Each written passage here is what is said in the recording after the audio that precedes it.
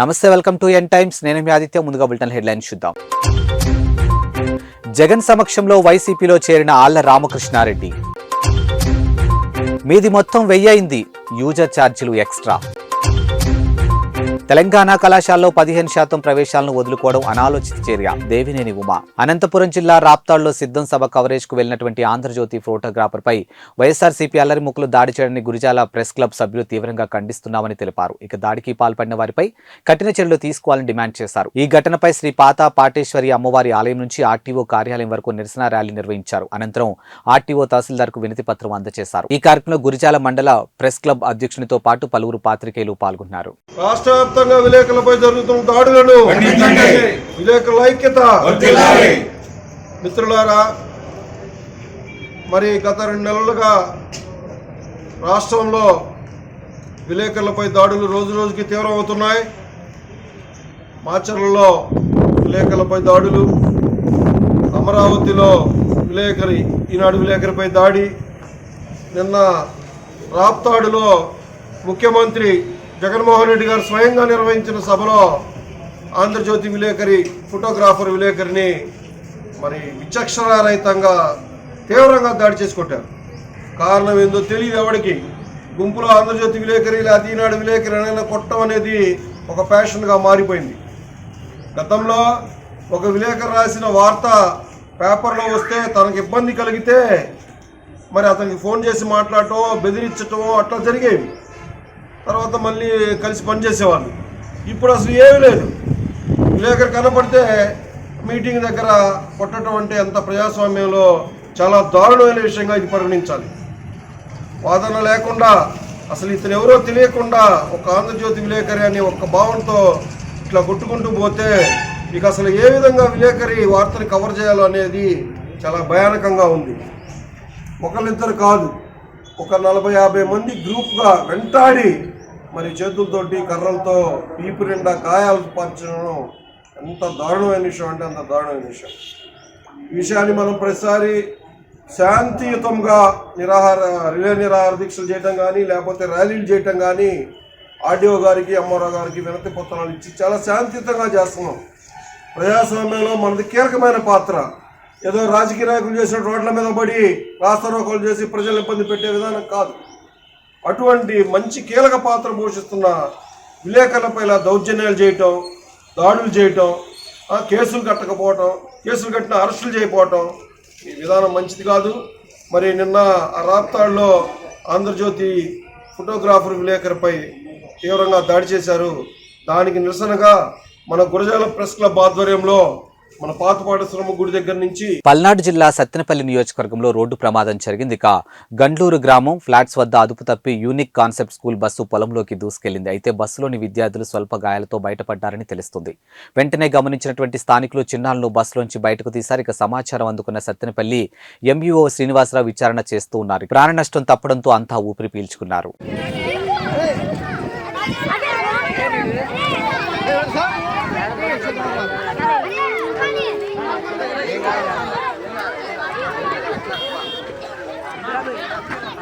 TDP Guntur west incharge Kovelamudi Ravinder కీలక వ్యాఖ్యలు చేశారు. ఇక వచ్చే ఎన్నికల్లో ఫ్యాన్ రెక్కలు విసిరేసేందుకు ఏపీ ప్రజలు సిద్ధంగా ఉన్నారని చెప్పారు. చంద్రబాబుది అభివృద్ధి, ఇక జగన్ది విధ్వంసమని ప్రజలే తెలుసుకున్నారని పేర్కొన్నారు. ఇక వైసీపీ ఓటమి భయంతోనే స్థానిక ఎమ్మెల్యేలను బదిలీ చేశారని విమర్శించారు. ఇక ప్రజలు వైసీపీ ప్రభుత్వాన్ని మడత పెట్టడం ఖాయమని తెలిపారు. ఇక అనంతరం రాప్తాడులోని విలేకరుపై జరిగినటువంటి దాడిని ఖండించారు. ఈ క్రమంలోనే సామాజిక న్యాయంపై చర్చకు సిద్ధమా అని ఛాలెంజ్ విసిరారు. సుమారుగా 77 మందిని బదిలీ చేశారు, ఎమ్మెల్యేని 151 మంది. అట్లాగే మిగిలిన వాళ్ళు కూడా 50 రోజుల్లో జనం మడత పడతాం ఖాయం. ఎందుకు చెప్తున్నానంటే, నువ్వు నిజంగా అభివృద్ధి చేశాను సిద్ధం అని చెప్తున్నావు కదా, దేనికి సిద్ధం? నువ్వు సిద్ధంగా ఉన్నప్పుడు ఎందుకు ఇలా మారుస్తున్నావు? ఓడిపోతారనే కదా నువ్వు మారుస్తుంది ఇంతమందిని. దాన్ని ప్రజలందరూ గమనిస్తున్నారు. నువ్వు మార్చిన వాళ్ళందరూ కూడా మళ్ళా ఎక్కడికైతే మార్చావో అక్కడ కూడా మడత పడతానికి సిద్ధంగా ఉన్నారు. పరిపాలన సంక్షేమం పేరుతో నువ్వు ఏం చెప్పినా జనం నమ్మేది విధంగా లేరు. ఈ 5 ఏళ్లలో ఏ విధంగా నువ్వు ఎటు వెళ్ళినా విధ్వంసమే కనపడదు. ఎక్కడికి వెళ్ళినా విధ్వంసం తప్ప ఏమీ లేదు. ఒక పోలవరం కానివ్వండి, ఒక రాజధాని రైతుల దగ్గరకు విషయాల్లో కానివ్వండి, ఆశా వర్కర్లు కానివ్వండి, మీరు ఏ యొక్క డివిజన్ చూసినా కూడా జగన్ రెడ్డి అక్రమాలు, దోపిడీలే తప్ప వేరే ఏం కనపడలేదు. అదేవిధంగా అతను నిన్న సిద్ధం అని చెప్పి రాప్తాడులో సభ పెట్టాడు. ఎంత ప్రజాధనాన్ని దుర్వినియోగం పరిచాడో మనందరం చూసాం కళ్ళతో. ఒక ఆంధ్రజ్యోతి విలేకరుని ఏ విధమైన మందు ప్యాకెట్లు, ఏ విధంగా బిర్యానీ పొట్లాలు, మందు బాటిల్స్ ఇస్తున్నారో అవన్నీ తీస్తున్నాడని వాళ్ళందరూ కూడా చితకబాదారు. అదే ఆ ఏరియాలో ఉన్న స్కూల్ బస్సులు కానివ్వండి, ఆర్టీసీ బస్సులు కానివ్వండి, ప్రజలందరూ ఎక్కట్లో ఇబ్బంది పడినా కానీ డబ్బులు ఇచ్చి జనాన్ని సభకు త్రోలి అక్కడ వాళ్ళందరూ కూడా ఇబ్బంది పెట్టిన మామూలు సామాన్య ప్రజలు ఇబ్బంది పెట్టిన ఘనత Jagan Reddy. Bapatla YCP sitting MLA Kona రఘుపతికి మాజీ ఎమ్మెల్సీ ఆనం సతీష్ సవాల్ విసారు. ఇక ఇండిపెండెంట్ గా పోటీ చేయమని ఉచిత సలహాలు ఇస్తున్నావు కదా, పార్టీలు ఎజెండాలు లేకుండా ఇండిపెండెంట్ గా తన మీద పోటీ చేయాలని ఛాలెంజ్ విసిరారు. ఇక జగన్ బొమ్మ పెట్టుకుని 2 సార్లు గెలిచావని విమర్శించారు. ఈ క్రమంలోనే ఈసారి జగన్ బొమ్మ తీసి ఇండిపెండెంట్ గా పోటీ చేయాలని తెలిపారు. ఇక తన మీద గెలిస్తే బాపట్ల వదిలి వెళ్లిపోతారని చెప్పారు. అలాగే రఘుపతి ఓడినా గెలిచినా జైలుకు వెళ్లడం ఖాయమని వెల్లడించారు. పార్టీలొద్దు, జెండాలొద్దు, ఎజెండాలొద్దు, రఘుపతి సతీష్ పోటీ చేద్దాం. 25,000 పైన నేను గెలవబోతే బాపట్ల వదిలిపెట్టి నేను వెళ్ళిపోతాను. నువ్వు ఎటు వెళ్ళిపోతావు? నువ్వు గెలిచినా వెళ్తావు, ఓడినా వెళ్తావు జైల్లో. నాకు తెలుసు దుర్మార్గాలు నేను వదిలిపెడతాను. 25,000 మొన్న ఇండిపెండెంట్కి నేను ఇసురుతున్న సవాల్. నువ్వు ఇండిపెండెంట్గా పోటీ చేయమన్నా నాకేదో సలహా ఇస్తున్నావు కదా, ఉచిత సలహా నేను ఇస్తానా? నువ్వు నేను పార్టీలు వద్దు, మనకి చంద్రబాబు వద్దు. రఘుపతికి వేసారా ఓటు? ఫ్యాన్ గుర్తుకు వేసారా? ఆ జగన్ బొమ్మను పెట్టుకొని నువ్వు గెలిచావు. ఆ జగన్ బొమ్మ లేకపోతే నీ మొహం చూసేవాడు ఉన్నారా బాపట్లో? నేను చెబుతాను ఇప్పుడు. జగన్ అనేవాడు ఈ బాపట్లలో నీకు ఆ టికెట్ ఇవ్వకపోతే నీ మొహం చూసి ఓటేసారా? నువ్వు 2009 ఎందుకు గెలవాలా? అంత పెద్ద మొగోడు అయితే సరే, నువ్వు పెద్ద మొగోడు అని ఇప్పుడు కూడా అంటున్నావు కదా. నీ మొగతో నిరూపించుకోవడానికి ఇండిపెండెంట్గా గెలు. నీ బలంతో నువ్వు గెలుస్తున్నావు కదా. 2019లో నీకంటే శ్రీకాకుళం జిల్లా టెక్కలి మండలం బూరాగం గ్రామం హరిజనవాడలో ఉన్నటువంటి శ్రీ బ్రహ్మ విష్ణు మహేశ్వర త్రినాథ స్వామి వారి యొక్క ప్రతి ఆదివారం పూజా కార్యక్రమం ఆలయ ధర్మకర్త రేగు గాసయ్య ఆధ్వర్యంలో జరుగుతూ ఉన్నవి. ప్రతి ఆదివారం భక్తులు పాల్గొని త్రినాథ వ్రతకల్పం ఆలకించి తరించాలని కోరుతూ ఉన్నారు. ఇక ధర్మకర్త గాసయ్య జై శ్రీమన్నారాయణ. వేద బ్రాహ్మణుడు భిక్షమెత్తుకుని జీవించేవాడు. కొంతకాలం మనకు ఆయనకు ఒక కొడుకు పుట్టాను. తల్లిపాలు చాలకపడితే పిల్లవాడు అనుదినము క్షణించుండను. దారిద్ర్యవతి చెందన్న భార్య భర్తలు అర్భకుండకు కుమారుని పరిస్థితి చూసి కొంతవరకు చింతించి తమ ఇంట్లో ఉన్న సిల్లారక మండలం అమ్మగా 5 రూపాయలుగా వచ్చినవి. ఆ సొమ్ముతో ఒక ఆవును కొనమన భార్య చెప్పగా బ్రాహ్మణుడు ఆవు కొరకు అనేక గ్రామములు తిరిగి తుదుకుకు పట్టమన భాగ్యవంతుడుకు ఒక విష్ణు దుకాణమునకుడు చేరను. ధనధాన్యములతో ప్రశంపతులతో తొలతోగుచున్న ఆ వర్తక ఇంటి ముందర నిలిచి బ్రాహ్మణుడు దిగ్భ్రమణ చెంది చూడను. జై శ్రీ బ్రహ్మ విష్ణు మహేశ్వర త్రినాథ స్వామి వారికి. ఆ వర్తకన వద్ద బోధన యావు చాలా పెంకితనం కలది. అది ప్రతిరోజు ఇతరుల శైలిలోకి పోయి శస్త్రులను మేయించుండను. దాని బాధపడలేక ఇలువగల అయినప్పటికీ 5 రూపాయలకు అమ్మివేస్తానని వర్తకని నిశ్చయించుకున్నాను. వర్తకని అభిప్రాయం బ్రాహ్మణుడు తెలుసుకుని 5 రూపాయలకి తనకు గోవునమ్మని రూపాయలు ఇచ్చాను. అంతా వర్తకుడు గోవును దాని దూడను బ్రాహ్మణుడికి అమ్మివేశాను. బ్రాహ్మణుడు ఆవు దూడను ఇంటికి తోలుకుని వచ్చి భార్యగా చూపను. భార్య చాలా సంతోషించి ఆ ఆవు పాలతో చక్కగా మగబిడ్డను పెంచుతుండను. ఒకనాడు మేతకు పోయిన గోవు ఎప్పటికీ ఇంటికి రాకపోవడం దానిని వెతుకుడికై బ్రాహ్మణుడు బయలుదేరి తిరిగి వేసాలు ఒక మర్రి చెట్టు కింద కూర్చున్నాను. అది గొప్ప మర్రి చెట్టు. దానిపైన వరుసగా బ్రహ్మ విష్ణు మహేశ్వర త్రినాథ స్వాములు వారు కూర్చొని అన్నారు. అటువంటి చెట్టు కింద బ్రాహ్మణుడు కూర్చొని ఆయాసం తీర్చుకొని లేచిపోతుండగా, ఓ బ్రాహ్మణుడా, ఇంత కష్టంతో ఎక్కడికి వెళ్ళిచును అని అడగగా, ఏమి చెప్పుదనయ్యా, నా యావు ఈ రోజు ఇటుపోయినదో ప్రొద్దుపోయి వేరే అనేది కనిపించట్లేదు. ఈ రోజు శ్రీపురం సంతకు చున్నది కదా, ఎవరైనా దొంగిలించుకుని పోయినట్లయినా సంతలో నమ్ముతారు కదా, పై ఉద్దేశంతో శ్రీపురం వెళ్ళిచున్నానని చెప్పగా, ఓ బ్రాహ్మణుడా వినుము, నువ్వు ఎలాగో శ్రీపురం సంతకు వెళ్ళిచున్నావు కదా, మా కోసం ఏమైనా కొన్ని దినుసులు తీసుకుని రాగలము అనగా, ఏమ దినుసులు అనగా 1 పైసా గంజాయి, 1 పైసా ఆకు వక్కలు, 1 పైసా నూనె మాత్రం కొనితామని చెప్పిరి. జై శ్రీ బ్రహ్మ విష్ణు మహేశ్వర త్రినాథ స్వాముల వారికి.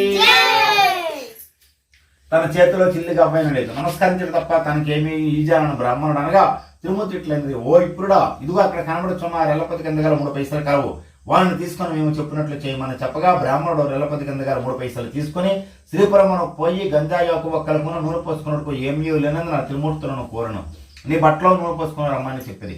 ఇతడు అలాగిరి వెళ్ళి అడిగను, ఇతడు పిచ్చివాడని వర్తకాలు ఉమియకుండిరి. అంతా ఒక పిసారి తెలుపు పాత్ర ఎడుగును గల దిమ్మట్లో నూనె కొలత పాత్ర తరిగేసి నూనె బట్టలో పోసి పైసా తీసుకున్నాను. బ్రాహ్మణుడు ఆ వస్తువులు పట్టుకొని కొంత దూరం ఎగేటప్పటికే తెలుపులో నూనె పాత్రలో ఒక చొక్కైనను లేకుండాను. అది చూసి తెలిక అయితే మోర్చిపోయాను. దీని దుస్థితికి చింతించి తప్పు తెలుసుకుని బ్రాహ్మణుడికి పిలిపించి తప్పు మన్నించమని ప్రార్థించి నూనె సక్రమంగా కొలిసిచ్చారు. బ్రాహ్మణుడు మళ్ళా ఆ వస్తువులు పట్టుకొని త్రినాథ స్వాముల వారికి సమర్పించాను. అంతా జ్యోతికారెడ్డిని ఘనంగా సత్కరించినటువంటి వైఎస్ఆర్సీపీ నాయకులు ఇక చింతలపూడి నియోజకవర్గం జంగారెడ్డి మండలం గురువైగూడెం గ్రామానికి చెందినటువంటి దల్లి జ్యోతికారెడ్డికి మానవతా కళ్యాణ మండపంలో ఘనంగా సత్కరించారు. ఇక నియోజకవర్గం వైఎస్ఆర్సీపీ నాయకులు కార్యకర్తలు. ఈమె గతంలో ముఖ్యమంత్రి జగన్మోహన్ రెడ్డి గారితో ఇడుపులపాయ నుండి ఇచ్చాపురం వరకు పాదయాత్రలో జగన్తో పాటు అడుగు వేస్తూ జగనన్న గుండెల్లో కీలక మహిళా నేతగా గుర్తింపు పొంది ఆ గుర్తింపు ప్రతిఫలంగా జ్యోతికారెడ్డిని రాష్ట్ర రెడ్డికా కార్పొరేషన్ డైరెక్టర్గా నేడు ఎన్నిక చేశారు. ఇక ఇటీవలే ఆదివారం నిర్వహించినటువంటి సన్మాన సభలో ముఖ్య అతిథులుగా చింతలపూడి నియోజకవర్గం సమన్వయకర్త కంబం విజయరాజు, రాష్ట్ర రెడ్డిక కార్పొరేషన్ చైర్మన్ దుక్కా లోకేశ్వరరావు రెడ్డి పాల్గొన్నారు. ఈ సన్మాన సభలో విజయరాజు గారికి, లోకేశ్వర్ రెడ్డి గారికి, జ్యోతికారెడ్డి గారికి దుశ్శాలువతో కప్పుతూ వైఎస్ఆర్సీపీ నాయకులు, కార్యకర్తలు, పెద్దలు పాల్గొని ఘనంగా సత్కరించారు. అభినందన సభలో విజయరాజు మాట్లాడుతూ నామినేటెడ్ పదవుల్లో మహిళలకు పెద్దపీట వేస్తూ అధిక ప్రాధాన్యత ఇస్తూ వస్తున్నారు. ఇక రాష్ట్ర ముఖ్యమంత్రి జగన్మోహన్ రెడ్డిని కొనియాడారు. చింతలపూడి నియోజకవర్గ ఇన్ఛార్జిగా సమన్వయకర్త నియమించిన గౌరవనీయులు జగన్మోహన్ రెడ్డి గారికి నా మనస్ఫూర్తిగా కృతజ్ఞతలు తెలియజేసుకుంటున్నాను. ఈరోజు సమావేశంలో జ్యోతిరెడ్డి గారి పదవి బాధ్యతలు చేపడుతున్న సందర్భంగా రెడ్డికా కార్పొరేషన్ డైరెక్టర్గా మరి ఉమ్మడి గోదావరి జిల్లాల ప్రతినిధిగా ఒక బృహత్తరమైన బాధ్యత ఆవిడ మీద ఉంది. జగన్మోహన్ రెడ్డి గారు తన మీద ఉంచిన బాధ్యతలను ఆవిడ గుర్తెరిగి మీ సామాజిక వర్గానికి అలాగే మన వైఎస్ఆర్ పార్టీకి కూడా మీరు న్యాయం చేయాలని మనస్ఫూర్తిగా ఆకాంక్ష తెలియజేస్తున్నాను. ముఖ్యంగా ఏ దేశ చరిత్ర అయితే అణగారిన వర్గాల అభివృద్ధి ఉంటుందో, ఎక్కడైతే వెనకబడిన వర్గాలు, వెనకబడిన తరగతులు అభివృద్ధి భాగం వైపు నడిపిస్తాయో ఆ దేశం అభివృద్ధి నడుస్తుందని తెలంగాణ మాజీ సీఎం కేసీఆర్ జన్మదినం సందర్భంగా ఆంధ్రప్రదేశ్ శ్రీకాకుళం జిల్లా పలాస నియోజకవర్గం కొర్లాంకి చెందినటువంటి క్లాసికల్ మెలోడీ జానపద కళారాణి సుధీష్ణకు ఘనంగా సత్కరించి మెమోంటోలు అందజేశారు. ఇక సుధీష్ణ ఉన్నతమైనటువంటి స్థానంలో దేశంలోని గుర్తింపు తెచ్చేందుకు ప్రతి ఒక్కరూ కృషి చేస్తామని తెలియజేశారు. ఫ్రెండ్స్, ఇంకో మెమెంటో ఉందని చెప్పాను కదా, అది డిసెంబర్ 24న గచ్చిబౌలి స్టేడియంలో పెద్ద ప్రోగ్రామ్ నేను వెళ్ళలేకపోయాను. మేడం గారు నా ఫోటోతో పాటు సర్టిఫికెట్ వేయించారు. నేను డాన్స్ చేసే ప్రోగ్రామ్ దగ్గరికి వచ్చి మేడం గారు నాకు ఈ ఫోటో అండ్ మెమెంటో ఇచ్చారు. Thank you Bharat arts academy. Hi friends, అందరికీ గుడ్ ఈవినింగ్. నేను హైదరాబాద్లో పెర్ఫామ్ చేశాను. వాళ్ళు నాకు ఈ మెమెంటో ఈ సర్టిఫికెట్ ఇచ్చారు. Special thanks to Vicky sir. ఇంకో మెమెంటో కూడా ఉంది, ఆగండి ఇంకో వీడియో చేసి చూపిస్తా. కాకినాడ జిల్లా తుని శ్రీ శ్రీ నూకాలమ్మ అమ్మవారి ఆలయ నిర్మాణం పూర్తి నేపథ్యంలో ఈ ఆలయాన్ని సర్వసుందరంగా తీర్చిదిద్దారు. ఈ ఆలయానికి ముఖ్య అతిథులు మంత్రివర్యులు దాడిశెట్టి రాజా దంపతులు అమ్మవారిని దర్శించుకుని ప్రత్యేక పూజలు నిర్వహించారు. అధిక సంఖ్యలో భక్తులు దర్శించుకుని తీర్థ ప్రసాదాలు స్వీకరించారు. ఇక అన్నదానం కూడా ఏర్పాటు చేయడం జరిగింది.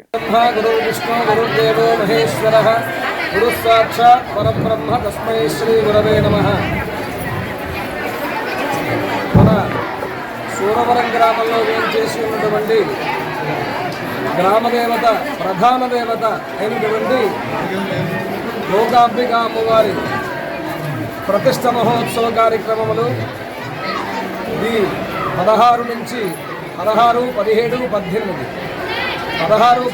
18 కూడా వరుస క్రమంలో ఏవైతే శాస్త్రబద్ధమైన ప్రతిష్టాకల్పంలో చెప్పబడ్డాయో అవన్నీ చేస్తూ 18వ తారీఖు ఉదయం గ్రామ పెద్దలు భక్తులు సహాయ సహకారాలతో భక్తులందరి సహకారంతో ముఖ్యంగా షోడశెట్టి వారి ఆడపడుచు ఈ పరదేవత వాళ్ళు అందరం కూడా భక్తులందరూ కూడా అమ్మవారిని ఉదయం 10:42 రోహిణీ నక్షత్రయుక్త లగ్నంలో యంత్ర విగ్రహ ప్రతిష్ట అమ్మవారి యొక్క అనుగ్రహంతో గురువుల యొక్క పెద్దల యొక్క అనుగ్రహంతో ప్రతిష్ట చేయబడింది.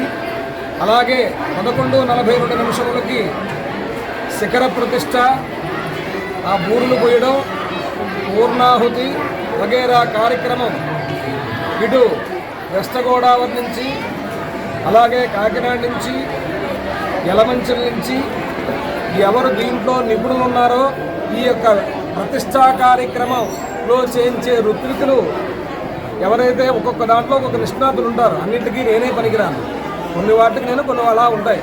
అంచేత అలాంటి పండితులందరూ కూడా ఇలాంటి ముహూర్తంలో ఇలాంటి శుభ సందర్భంలో అమ్మవారే అనుగ్రహించి మన గ్రామానికి తీసుకువచ్చి ప్రతిష్ట చేయడం జరిగింది.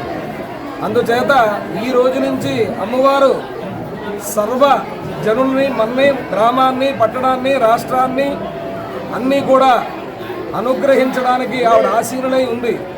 అందుచేత ఇలాంటి శుభ సందర్భంలో ఈ యొక్క ఆభరణములే కాదు, సూత్రములే కాదు, వస్త్రములే కాదు,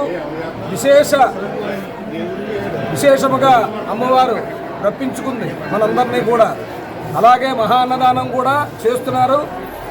అలాగే కాకినాడ ఆసుపత్రిలో సామాన్యులకు సరైన వైద్యం అందడం లేదని కాకినాడ జిల్లా కాంగ్రెస్ యువజన విభాగం అధ్యక్షుడు పోతుల వీరబాబు పేర్కొన్నారు. కాకినాడ ప్రభుత్వ ఆసుపత్రిలో తల్లి బిడ్డ వార్డులోకి గర్భిణీలు ఉండే మంచాల పక్కకు కుక్కలు వచ్చి పడుకునే పరిస్థితి ఉందని అన్నారు. ఇక కాకినాడ ప్రభుత్వ ఆసుపత్రిలో ఆయన మీడియాతో మాట్లాడారు. జగ్గంపేట నియోజకవర్గం గండేపల్లి మండలం ఉప్పలపాడుకు చెందినటువంటి ఓ గర్భిణి ఆసుపత్రిలో చేర్చడం జరిగిందని, ఆమె బెడ్ పక్కనే కుక్కలు పడుకునే పరిస్థితి ఉందని అన్నారు. ఇదే విషయాన్ని ప్రభుత్వ ఆసుపత్రి సిబ్బందికి తెలిసినప్పటికీ పట్టించుకోవడం లేదని అన్నారు. అంతేకాకుండా రక్త పరీక్షలు కూడా సరైన సమయానికి రిపోర్ట్ ఇవ్వకపోవడంతో రోగులు తీవ్ర ఇబ్బందులు పడుతున్నారని, గర్భిణులు తీసుకొచ్చినటువంటి వారి బంధువులు సరైన సౌకర్యాలు లేకపోవడం వల్ల రోడ్ల మీద కూర్చోవలసిన పరిస్థితి నెలకొందని ఆవేదన వ్యక్తం చేశారు. అధికారులు తక్షణ చర్యలు తీసుకోవాలని డిమాండ్ చేశారు. నమస్తే, కాకినాడ జిల్లా కాంగ్రెస్ జిల్లా యూత్ ప్రెసిడెంట్ని. ఇక్కడ డాక్టర్లు సరిగ్గా లేరు. ఎస్ఆర్ఎంటీ వార్డులో ఫస్ట్ ఫ్లోర్లో ముక్కలు అయి రావడం జరుగుతుంది. సరిగ్గా డాక్టర్లు టైంకి వస్తడం జరగలేదు. రిపోర్ట్కి వెళ్తే 5-6 రోజులు పడుతుంది. రిపోర్ట్ వచ్చిన వాళ్ళ మీద అమ్మ ఎల్లు లేవు, ఎవరు పడితే వాళ్ళ మీద కంప్లైంట్ ఇచ్చుకో అని చెప్తున్నారు. సూపరింటెండెంట్ కళ్ళని కలిపితే సూపరింటెండెంట్కి లేరని చెప్తున్నారు. ఉన్నా సరే అదే మాల అధికారం ఉన్న పార్టీకి ఉపయోగితే అధికారం లేని పార్టీకి ఎలా ఉంటుంది, మలనాటి వాళ్ళు ఎలా ఉందంటే ఇంకా సామాన్య ప్రజలకు ఇంకెలా ఉంటుంది అని మనం జిల్లా యూత్ ప్రెసిడెంట్ని. మాది జగ్గంపేట నియోజకవర్గం, గండిపల్లి మండలం, ఉప్పలపాడు గ్రామం. మా మిస్సెస్ని గర్భిణీ దాంట్లో జాయిన్ చేసాం. అక్కడ నైట్ రావడం జరుగుతుంది. డాక్టర్ కూడా సరిగ్గా పట్టించుకోవడం జరుగుతుంది. ఇక్కడ ప్రజలు కూడా సరిగ్గా సౌకర్యం జరుగుతలేదు. గర్భిణీ పెట్టలు కూడా ఇక్కడ బయట ఇలా కూర్చోవడం జరుగుతుంది. అక్కడ లోపలికి రిపోర్ట్కి వెళ్తే 5-6 రోజులు పడుతుంది. సూపరింటెండెంట్కి వెళ్ళడానికి వెళ్తుంటే అక్కడ సరిగ్గా పట్టించుకోవట్లేదు. ఎవరైనా ఉన్నా సరే లేరని చెప్తున్నారు. రిపోర్ట్కి వెళ్తుంటే ఎవరు పడతాను పట్టించుకోవట్లేదు. నువ్వు ఎవరు పడతా వాళ్ళు కంప్లీట్గా మాకు సంబంధం లేదని చెప్తున్నారు. మత్స్యకార జాతిని కించపరిచినటువంటి ద్వారంపూడి క్షమాపణ చెప్పాలని జనసేన ఉమ్మడి తూర్పుగోదావరి జిల్లా అధ్యక్షుడు మల్లాడి రాజు పేర్కొన్నారు. ఇక మత్స్యకార జాతిని కించపరిచేలా వ్యాఖ్యలు చేసినటువంటి కాకినాడ సిటీ ఎమ్మెల్యే ద్వారంపూడి చంద్రశేఖర్ రెడ్డికి తగిన గుణపాఠం చెప్పాలని అన్నారు. ఇక కాకినాడలో సినిమా రోడ్లో ఉన్నటువంటి ఓ ఫంక్షన్ హాల్లో వికాస విభాగ సమావేశం ఉమ్మడి తూర్పుగోదావరి జిల్లా అధ్యక్షుడు మల్లాడి రాజు అధ్యక్షతన జరిగింది. ఈ సమావేశంలో మత్స్యకారులకు ప్రభుత్వం నుంచి అందాల్సినటువంటి పథకాలు సకాలంగా అందకపోగా వారు ఎన్నో ఇబ్బందులకు అవమానాలు ఎదుర్కొన్నారని జీవిస్తున్నారని, వారిని కించపరిచే విధంగా వ్యాఖ్యలు చేసినటువంటి ద్వారంపూడి చంద్రశేఖర్ రెడ్డిని క్షమాపణ చెప్పాలని డిమాండ్ చేశారు. నగర మాజీ ఎమ్మెల్యే వనమాడి వెంకటేశ్వరరావుపై పార్టీ పరంగా వ్యాఖ్యలు చేయాలని, కానీ అతని వ్యక్తిగతంగా కాను మత్స్యకారులను కించపరిచే విధంగా వ్యాఖ్యలు చేశారని అన్నారు. 1 కోటి పనులు చేశామని చెప్పి 10 కోట్లు దోచుకునే జాతి అంటూ కొండబాబుని అనడం పట్ల వారు ఆవేదన వ్యక్తం చేశారు. తమ ప్రాంతాలకు వచ్చి మీ ఓటు వద్దు అంటూ తమను అడగగలరా అని ప్రశ్నించారు. ఇక నిజాయితీగా ఉంటూ జీవితం తమను అగౌరవపరచడం ద్వారంపూడికి తగదని అన్నారు. ఇక మత్స్యకార కులాన్ని కించపరిచేలా వ్యాఖ్యానించిన ఇచ్చినటువంటి ద్వారంపుణ్ణి వచ్చే ఎన్నికల్లో మత్స్యకారులు ఐక్యమై ఇతర కులాల సహకారంతో ఓడించాలని పిలుపునిచ్చారు. ఇక మత్స్యకార జాతిని కించపరిచినటువంటి వ్యాఖ్యలను జనసేనాని పవన్ కళ్యాణ్ దృష్టికి తీసుకెళ్తామని అన్నారు. ఇక సమావేశంలో జనసేన మత్స్యకార విభాగం నాయకులు వంకా కొండబాబు, మైలంపల్లి రాజు, సోదే రవికిరణ్, లంకె వెంకట్రావు తదితరులు పాల్గొన్నారు.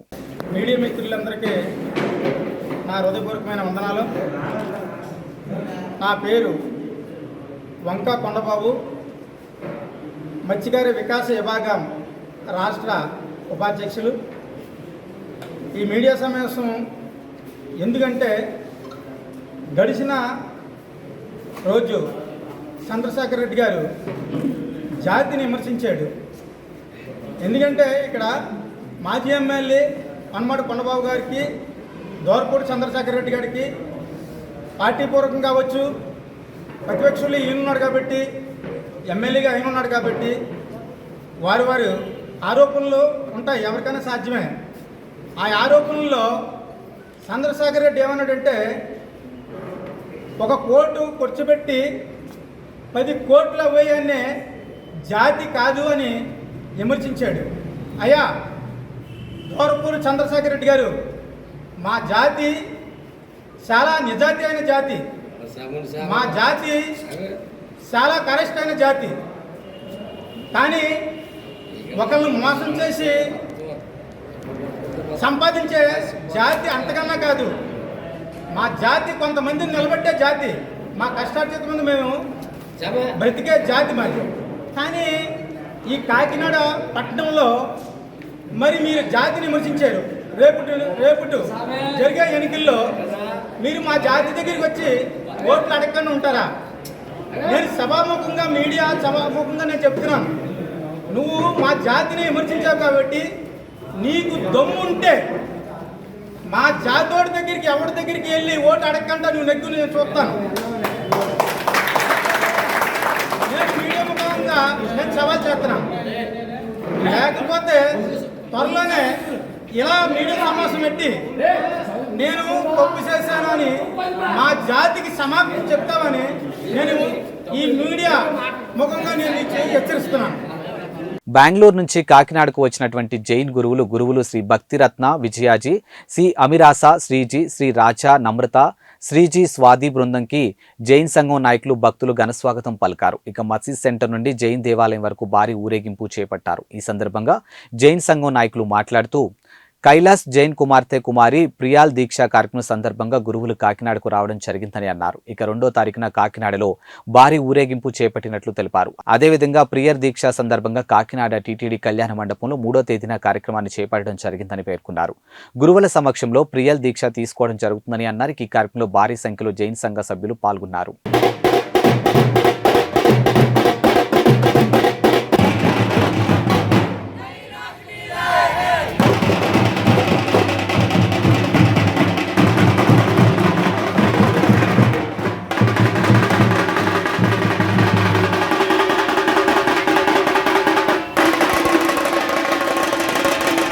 కాకినాడ పట్టణంలో కుమారి ప్రియల్ దీక్షా కార్యక్రమము సక్రమంగా నిర్వహించుటకు బెంగళూరు నుంచి శ్రీ భక్తిరత్న విజయ్కి ఆయన శిష్య బృందంతో మరియు శ్రీ రాజనమ్రత శ్రీజీ ఆవిడ శిష్య బృందంతో మరియు సాధ్వీజీ శ్రీ అమీరసా శ్రీజీ వారి శిష్య బృందంతో కుమారి ప్రియలకు దీక్షా కార్యక్రమం సక్రమంగా నిర్వహించుటకు ఈ కాకినాడ విచ్చేసినారు. ఈరోజు ఊరేగింపుతో వాళ్ళకి స్వాగతం కాకినాడ సంఘం తరపున, జైన్ సంఘం తరపున స్వాగతం పలికారు. ఊరేగింపుగా గురుగారిని మన కాకినాడలో ఉన్న మెయిన్ రోడ్డు మరియు రాజాజీ వీధిలో ఉన్న దేవాలయం, జైన్ దేవాలయం దర్శనం చేసుకుని రాజాజీ వీధిలో ఉన్న శ్రీ ఆరాధన బోర్డుకు గురుగారు విచ్చేస్తారు. ఈ దీక్షా కార్యక్రమము మార్చి 1, 2, 3 రోజులు జరుగుతుంది. 2వ తారీఖుని పెద్ద ఊరేగింపు జరుగుతుంది. 3వ తారీఖు దీక్షా కార్యక్రమం టీటీడీ కళ్యాణ మండపంలో ఈ కార్యక్రమం మొత్తం జరుగుతుంది. ఈ కార్యక్రమాన్ని తిలకించుటకు ఈ చుట్టుపక్కల కాకినాడ చుట్టుపక్కల గ్రామాల నుంచి జైన్ సహోదరులు మరియు మిగతా మన కాకినాడ సంఘం సభ్యులు కూడా ఇచ్చేస్తారు. మన కాకినాడ పట్టణంలో ప్రప్రథమంగా ఈ జైన్ దీక్షా కార్యక్రమం జరుగుతుంది. కాకినాడ చర్చిలో ప్రప్రథమంగా శ్రీ కుమారి ప్రియల్ దీక్షా కార్యక్రమం జరుగుతుంది. ఈ కుమారి ప్రియల్ దీక్ష కైలాస్ కుమార్ మోహన్ లాల్ జీ కూతురు. ఈవిడ కాకినాడలో డిగ్రీ చేసి గురువుగారి దగ్గర సాన్నిధ్యంలో ఉండి ఈ సంసారం నుంచి త్యాగం చేసుకుని సన్యాసం తీసుకుందామని దీక్ష కార్యక్రమాన్ని అంగీకరించింది. ఈ కార్యక్రమాన్ని ఘనంగా జరుపుకోవడానికి కూర ప్రజలందరూ సహకారం అందిస్తారని ఆశిస్తూ సెలవు తీసుకుంటున్నారు. ఇవి వాల్టి బులెటిన్ అప్డేట్స్. మరో బులెటిన్తో మళ్ళీ కలుద్దాం. అంతవరకు సెలవు. నమస్కారం.